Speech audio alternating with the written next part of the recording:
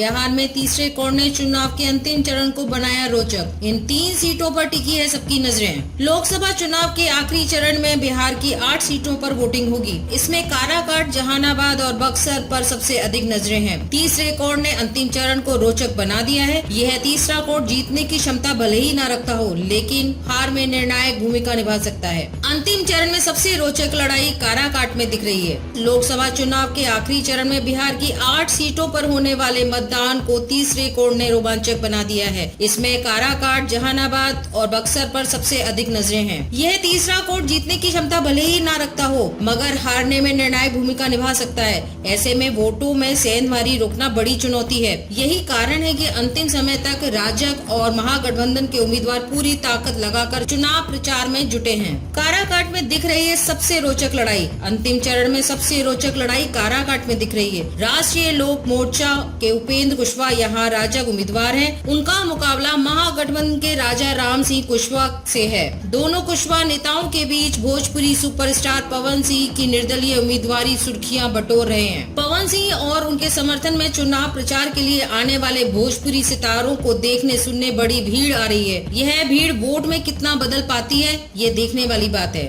इसकी काट के लिए दोनों गठबंधनों की ओर से प्रमुख स्टार प्रचारकों के साथ विशेष तौर पर राजपूत समाज के नेताओं को काराकाट में उतारा गया है। पिछली बार काराकाट में जीत का अंतर महज 84,000 वोट का था। ऐसे में निर्दलीय उम्मीदवार को मिलने वाला वोट निर्णायक हो सकता है। जहानाबाद में पुराने दावेदार। पिछली बार 1751 वोट का अंतर था जहानाबाद में। इस साल भी पुराने उम्मीदवारों के बीच मुकाबला दिख रहा है। जदयू से चंद्रशेखर प्रसाद और राजद से सुरेंद्र प्रसाद यादव हैं, तो बसपा के हाथी पर सवार है डॉक्टर अरुण कुमार तीसरा कोण बना रहे हैं। अरुण कुमार पिछली बार भी मैदान में थे और 34,558 ही वोट ला पाए थे, परंतु ये वोट इसलिए निर्णायक साबित हुए क्योंकि यह जीत हार का अंतर महज 1751 मतों का था। जदयू के चंद्रशेखर प्रसाद 3,35,584 वोट पाकर विजयी हुए थे, तो सुरेंद्र यादव 3,33,833 वोट पाकर दूसरे स्थान पर रहे थे। बक्सर में भी निर्दलियों ने दोनों गठबंधनों के उम्मीदवारों की धुक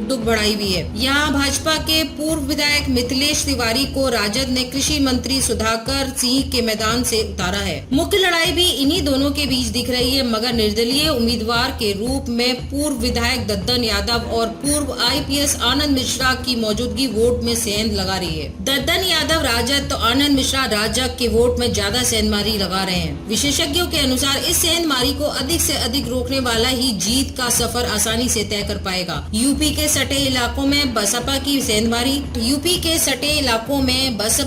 सेंधमारी, उत्तर प्रदेश के सटे इलाकों में बहुजन समाजवादी पार्टी के उम्मीदवार भी वोट की सेंधमारी करते रहे हैं। खासकर आरा, बक्सर, सासाराम और काराकाट में बसपा उम्मीदवार वोट काटते हैं। पिछले लोकसभा चुनाव से बसपा के उम्मीदवार बक्सर और सासाराम में तीसरे स्थान पर रहे थे। बक्सर में बसपा को करीब 80,000 जबकि सासाराम में 86,000 मत मिले थे। वहीं आरा और काराकाट में बसपा के प्रत्याशी को चौथा स्थान मिला था। दोनों ही जगहों पर तीसरे स्थान पर नोटा रहा था।